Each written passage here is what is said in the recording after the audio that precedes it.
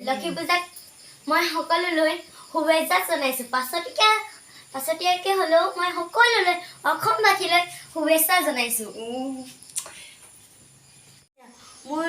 মোৰ দৰে সকলোৱে চাগে পুৰি বনাইছে আৰু লক্ষী পূজা, গতিকে লক্ষী পূজাত সকলোৱে ৰুটিয়ে খায়।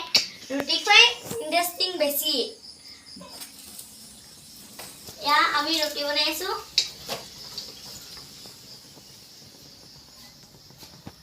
আমি মানে ৰুটি খাই মেলি আৰু সকলোৱে এতিয়া পূজা চাবলৈ যাম। এই ৰুটি বনাই আছোঁ এইফালে। আচলতে লক্ষী পূজা আজি ৰুটি খাই ভাল লাগিব, পুৰি খাই আমি সকলোৱে পূজা চাবলৈ যাম।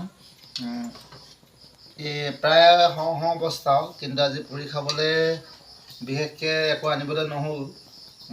অকল পুৰিয়ে খাব লাগিব, লগত কিন্তু চব্জি নহ'ব। আচলতে আজি চব্জি বনাবলৈ মানুহ অভাৱ বুলি ক'ব লাগিব, ৰান্ধনি নাই বুলি ক'ব লাগিব। সেয়ে আমি আজি চব্জি বনোৱা নহ'ল, ৰুটিয়ে আজি লক্ষী পূজা আৰম্ভ কৰিব লাগিব পুৰিয়ে। আমাৰ বাৰ্বিয়ে কিন্তু মজা বনায় দেই, পুৰিটো মজা বনায়।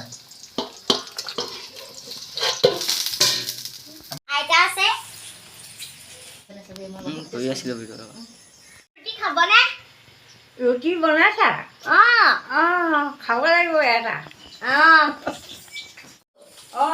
কেনেকুৱা হৈছে? ভালেই হ'ব চাগে। তেল দিছে নে নাই দিয়া? তেল দিছোঁ।